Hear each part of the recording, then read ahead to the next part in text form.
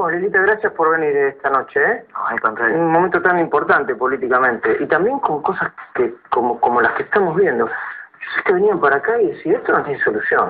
El oeste, la provincia de Buenos Aires, la provincia de Buenos Aires, Far West.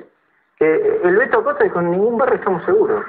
Yo creo que tiene solución, lo que pasa es que no tiene solución dentro de este orden político. Dentro de este desorden de la Argentina no hay solución, porque hay una violencia institucional tan grande que la violencia cuando es institucional, cuando viene del Estado, cuando viene de los gobiernos, cuando los gobiernos no se ocupan ni de la seguridad, ni de la paz, ni de la educación, ni de la pobreza, ni de la niñez, suceden estas cosas. ¿Qué quiero decir? La violencia se contagia. Entonces, esta violencia institucional tan grande es educativa en el peor sentido de la palabra, ¿no? Es decir, no educa. Y en que el sentido del ejemplo, el chico que está en las villas, etcétera, si nadie cumple la ley, acá es tierra de nadie, y es tierra de nadie para todos. Así que es una situación de desorden brutal de la Argentina, desorden social en el sentido de una injusticia social. Estamos en los niveles de pobreza llegando creo que en un mes a los niveles del 2001, para que ustedes vean el retroceso en términos de pobreza. Sí. En el primer trabajo que hizo la Universidad Católica, que lo acabo de leer antes de venir, en algunos casos los niveles están llegando, por lo menos en niñez, en desnutrición, a los niveles del 2001, cosa que era absolutamente impensada. Ahora vamos a volver a hablar de pobreza porque tenemos un informe que tiene que ver con... Además hay que decir algo que se dijo acá y que es muy importante, es decir que en realidad casi si no muere alguien famoso no hay muertos. En el conurbano, en los barrios del conurbano, en las villas, mueren personas todos los días. Y mueren muchos adolescentes todos los días, también por la violencia policial, que quiero decir, en algunos casos por violencia policial, en otros por racia, en otros por robo. Lo que quiero decir, la vida no vale nada allí. ¿Y por qué esto nos pasó a nosotros que ahora nos toca todo? Porque durante un tiempo le tocaba a esta gente. ¿Cómo esta gente? Claro, le tocaba a la gente más pobre estos casos, y a nadie le importaba, porque si vos ves los casos de seguridad que impactaron en la Argentina o que impactan en la Argentina, son todas personas de clase media, que obviamente uno tiene que solucionar. Ahora, a esto llegamos porque durante mucho tiempo tampoco nos importó a los argentinos. Es como que hubiera categorías de personas, y hoy la violencia está desatada en todos lados. Así que hay que volver. La Argentina necesita construir un orden de derecho, un orden de justicia, pero también un orden de persecución del delito y de búsqueda de la verdad y justicia. Yo le hablo de nuevo de las causas de la inseguridad. Drogas, la idea de que no pueden detener ni a los menores ni a los mayores porque no tienen las herramientas para hacerlo. ¿La droga está vinculada con la inseguridad? Pero, a ver, este gobierno tiene todas las herramientas. Si no está la ley de responsabilidad penal adolescente, digo, este es un proyecto nuestro de hace 12 años en la Argentina, no es por culpa de nadie, que no sea el propio gobierno. Digo, ¿y cuál es la razón de por qué no está el régimen de responsabilidad penal adolescente en la Argentina? Es muy obvio, porque no se quiere hacer juicio a los adolescentes, pues son la mano de obra impune de los sectores adultos vinculados al delito, y esos están todos vinculados a la droga. Lo que denuncia el juez Arias, alguna parte de la policía usa a los menores. Y le da Paco. No solo la policía, la organización delictiva, las organizaciones de droga. Ahora, el gobernador no puede darse por desentendido de estos temas, porque las organizaciones de droga están fuertemente vinculadas al poder político en la Argentina, y sobre todo al poder político en la provincia de Buenos Aires. Yo ahora voy a juicio, porque ustedes saben que Duhalde, por un dicho acá en la cornisa, me entabló un juicio de calumnia de injurias, creo que empieza ahora en noviembre. Pero es muy probable que envíen un proyecto para abolirla, o para... Sí, pero no respecto de mi persona, pero además me parece que es un juicio que es una oportunidad histórica para demostrar de qué manera los gobernantes de la provincia de Buenos Aires, de la Nación, y en especial Duhalde, ha sido el responsable político casi excluyente del crecimiento y desarrollo de la droga en la provincia de Buenos Aires. A ver, la pregunta que la Argentina tiene que hacerse es por qué no hay radares en el norte. ¿Por dónde entra la droga? Por el norte. ¿Por qué no hay radares?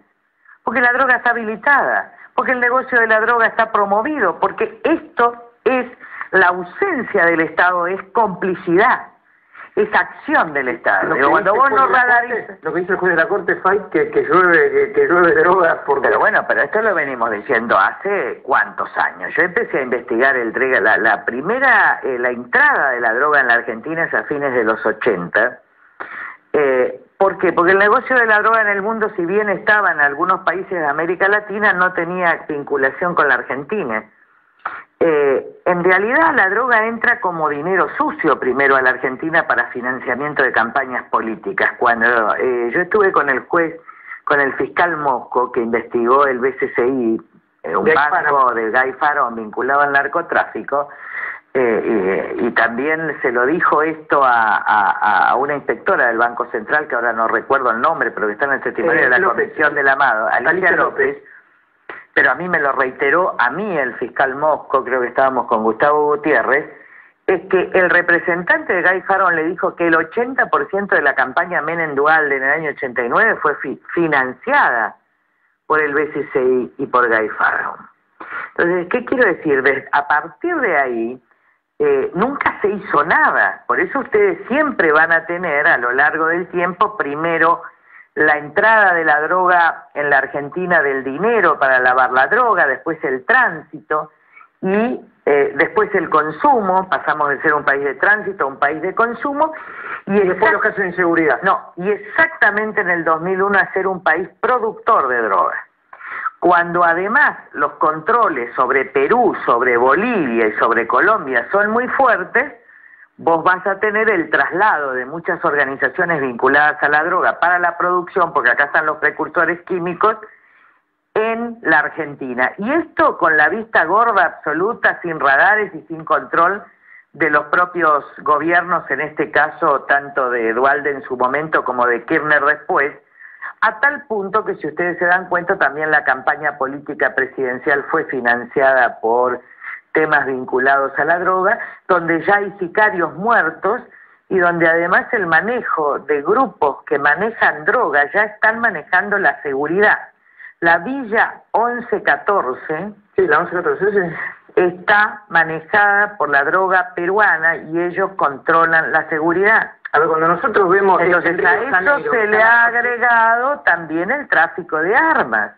Usted tiene en Zabaleta denuncias en la Villa Zabaleta, en la 1114, algunas notas tenemos de Ciudad Oculta. Digo, yo no quiero alarmar a nadie, pero nadie se hace cargo de nada. ¿Quién es el ministro? Si yo le pregunto quién es el ministro de Seguridad de la Nación, nadie sabe. Sí, bueno. Nadie sabe. Es Salah, pero nadie sabe. Porque en realidad el gobierno y el Estado se ha retirado. Quien maneja en realidad la seguridad es Aníbal Fernández. ¿Es el jefe de gabinete, Aníbal? Sí, pero han sido corresponsables enormes por omisión de todo este proceso que termina, digo, también corresponsables de la falta de ausencia de una política social para la reconstrucción de la familia.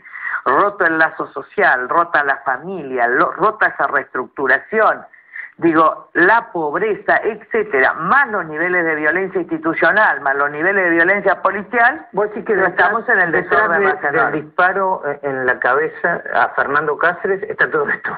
Pero por supuesto, porque bueno, además, miren, peor todavía. Han matado a un comerciante una hora antes. Resulta que poco tiempo después de lo que le pasa a Cáceres sí encuentran a los autores. Cuando hay un caso famoso, después hay que ver si es verdad o es mentira, porque ahora la nueva técnica es detener a muchos sobre el pucho para decir la policía actuó. Total, después la gente ya no se entera cómo sigue el proceso. Ahora, si hubieran actuado respecto de este comerciante castelar con la misma premura del pobre chico Cáceres, seguramente el pobre chico Cáceres no tendría la herida. Pero actúan después de Cáceres para que mañana no tengan otra implosión. Lo mismo pasó en el Tigre. Nadie evita el delito. En todo caso, todos van a abrazar a las víctimas y detienen. Y siempre te dicen, hay 2 menores. Y entonces después te dice la policía, no podemos hacer nada con los menores. Pero digo, ¿este gobierno? ¿Cómo puede ser que estemos con la responsabilidad penal adolescente? ¿Hace cuántos programas yo he venido acá con la responsabilidad, igual que el ingreso ciudadano a la niñez? Vos decís, están las herramientas para que los menores sean juzgados y condenados. No están las herramientas porque no las votan. Pero la ley de responsabilidad penal da esas herramientas. Pero no está aprobada todavía, y no está aprobada porque hace 12 años estamos impulsando esto, y hace 14 años el ingreso ciudadano a la niñez, que ahora lo pervierten robándole plata a los jubilados para que lo maneje Milagro Sala o Pérsico a un ingreso. Pero digo, ya hasta este punto, la Argentina tiene que decidir tener un orden democrático, republicano, de paz, pero de justa e indefectible aplicación de la ley.